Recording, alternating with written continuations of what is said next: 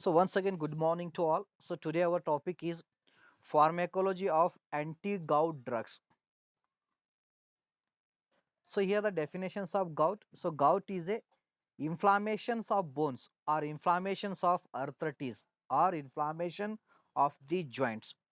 So it is also metabolic disorders characterized by high level of uric acid in the blood. Okay, so that is the high level of uric acid in the blood, that is the indications of the gout. So this elevated uric acid in the blood, it can deposited in the joints mainly, as well as kidney and subcutaneous tissue. So due to deposition in the joint pain is occurs or the movement is stopped, so they are unable to move are unable to show the any kind of the locomotion, so due to blocking of the joint due to accumulations of uric acid crystals. If you have any joint pain in your family members, so they are unable to walk, then you can observe so their legs, okay, especially in the thumb, in the leg, if the thumb leg is swelling, so that indicates so they are suffering from the gout. So where you can take the precautions, so what are the reason for gout or what are the reasons for elevations of uric acid, so that should be avoided and prefer to them. So what are the foods are there, vegetables are there, so those drugs they enhance the excretions of uric acid through a urine. Such food you can advise. So best policy is to take the plenty of water. If you are there taking plenty of water means, so urine output is increases. So as the urine output increases, the excretions of uric acid is also increases. So that is helpful for to avoid the development of the gout. And as well as, so this uric acid was deposited in the kidney. If it is deposited in kidney means the kidney functions are malfunctions. What the glomerular filtration rate is there, so that is also decreases, or the kidney is suffering from the nephrotoxicity or failure of the kidney. Okay, so this gout is a metabolic disorder. It means so whatever the metabolic disorders are there, so those are also responsible for to cause of the gout or to elevate the uric acid. For good example, diabetes mellitus. So diabetes mellitus is a metabolic disorder. Somewhere it is also responsible for to cause of the gout or to increase the uric acid level. Then also it can deposit it in the joint, so their locomotion was fail, are unable to either walk or run, okay, are unable to maintain their daily activities due to blockage of the movement of joint, or they are suffering from the kidney failure or malfunction of the kidney, so due to depositions of uric acid. So that's why in early stage you can detect, okay, so whether the organ is started devasting or not. So devasting, so it is due to metabolic disorder, so organs are start to fail, especially in the diabetic mellitus. So they are gradually, as the sugar level is uncontrolled, if it is controlled, so there is no problem. If it is uncontrolled, the devasting of organ is started. So organs failure is started, like liver, kidney, heart, many organs are there. Okay, so yesterday already we learned, so due to short of time I can forget to add one therapeutic uses of the aspirin. So that aspirin, it also have the uses. It is helpful for to avoid the devasting of organs. So that point was left in the last class due to shortage of the time. So whatever the organs are devastated, so that can be prevented by additions of the aspirin or by administrations of the aspirin.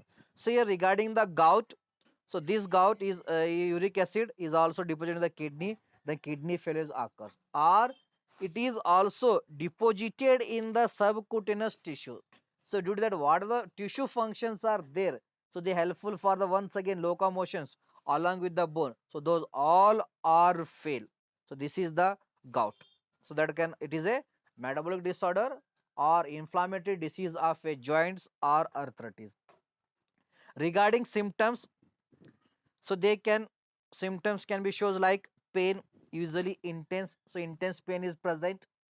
So one type of the tingling sensation along with the pain near the joints or above the joints. So the indications of the gout are swelling, especially in the leg, that is the thumb leg, then redness as well as the heat is increases. So that is the indications of the uric acid level is increases in our body.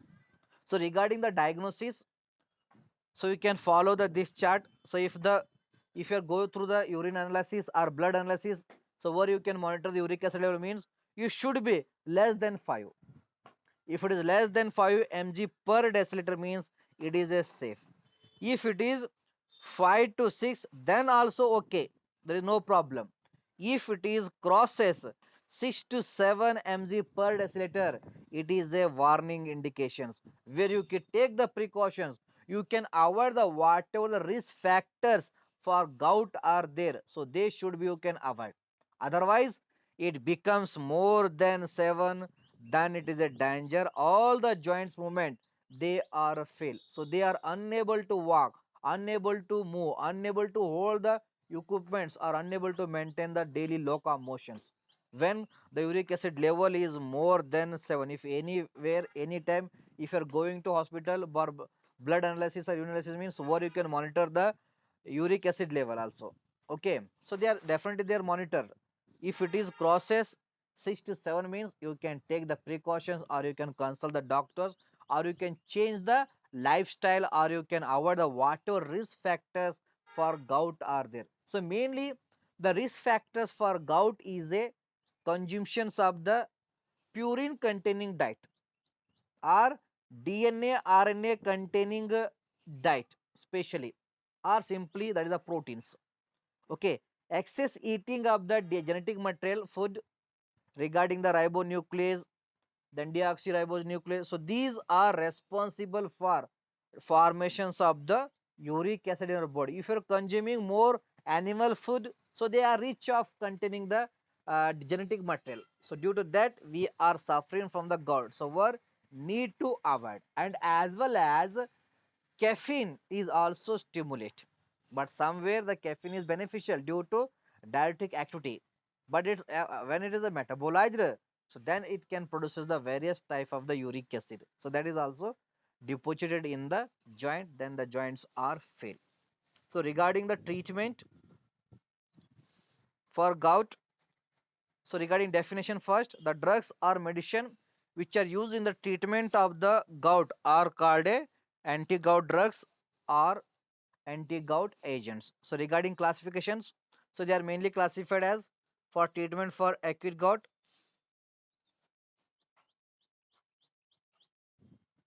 That, that is the first classification. The drugs which are used for the treatment of acute gout, that is the non-steroidal anti-inflammatory drug like paracetamol is beneficial, aspirin, then indomethacin. Many drugs are there belongs to non-steroidal drug. So they are helpful for to manage the gout in early stage. Okay, then as well as colchicine, then corticosteroids or glucocorticoids, so they are helpful for to treat the acute gout because they having the strong anti-inflammatory activity. So due to that property, so they are employed for the treatment of the acute gout. So regarding the chronic gout or hyperuricemia class, so they are once again sub-classified into two types, that is uricosuric. So those drugs they enhance the excretions of the uric acid through a urine. Those drugs are known as the uricosuric. Example is a probenecid, sulfonamide. So these are acts on the kidney, enhance the excretions of the uric acid, and as well as so they are inhibit the reabsorptions of the uric acid from the kidney. So this property is beneficial for to enhance the excretions of uric acid from the body. So due to that property, so they are helpful for the treatment of the gout. Then second class, some drugs are there.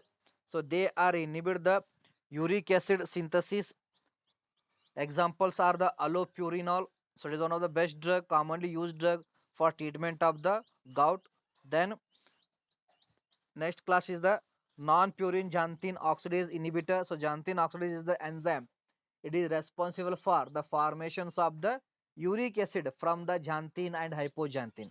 Inhibitions of this enzyme, so there is no uric acid can be formed. So this phenomena is also beneficial for treatment of the gout. Example is a benj bromaron and the febuxostat. Then now new drugs are available for treatment of the gouts are, that is the rasburicase, then as well as the pegloticase, then lesinuride. Okay, so these are the various drugs. So they are used for the treatment of the gout. So regarding these drugs, so commonly used drug is a non-steroidal antifungal drug, anyone along with the allopurinol or probenecid. If it is chronic, so then they use the probenecid, allopurinol as well as the non-steroidal, and even so some cases they are using the colchicines. If it is acute, you can go through the non-steroidal anti-inflammatory drug if the uric acid is level is increases. Then regarding the mechanism of anti-gout drugs, so first we learn how the gout can be occurs or develop or produces. Okay, so the uric acid it mainly produces from the purines. So the source for purine is, so that is the daily diet and as well as the nucleic acid. Then so this purine is converted into hypoxanthine. Further,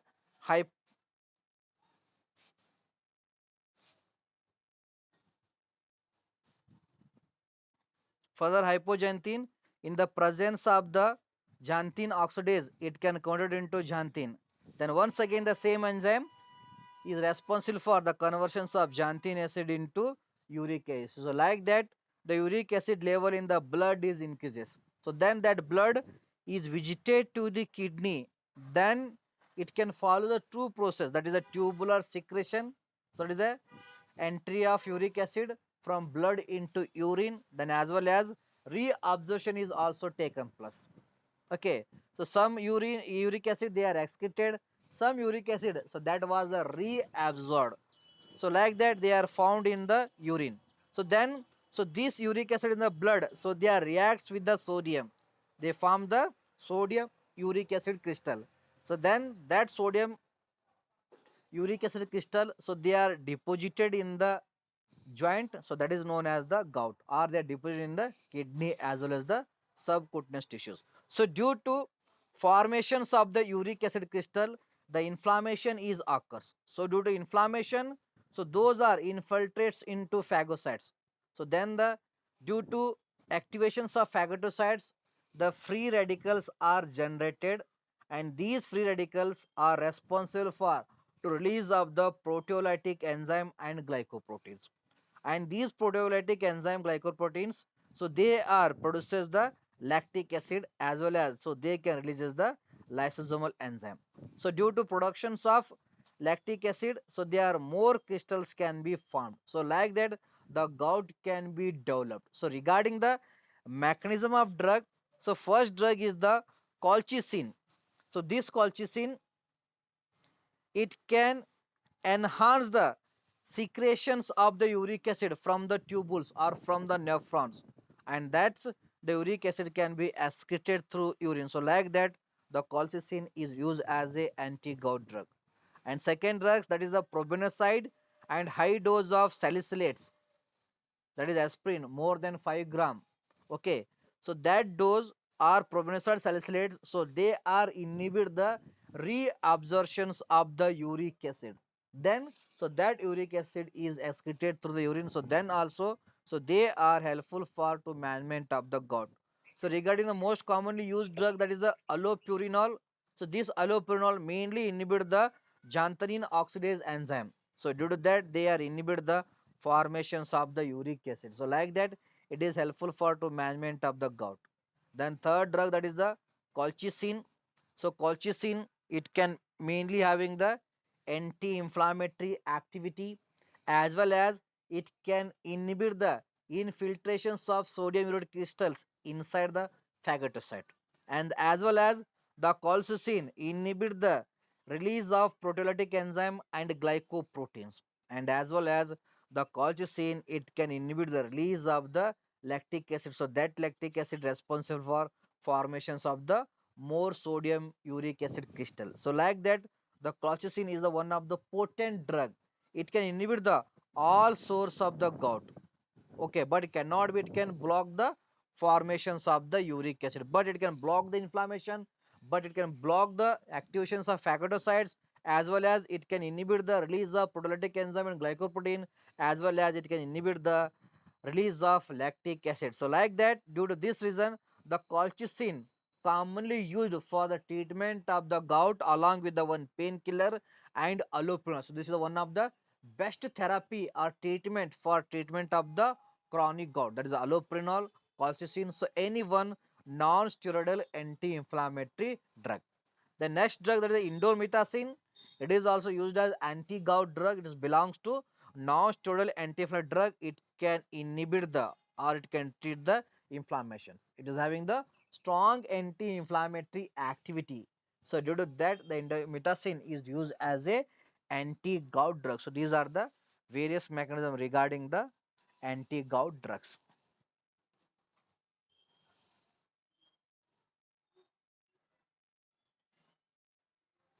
Thank you.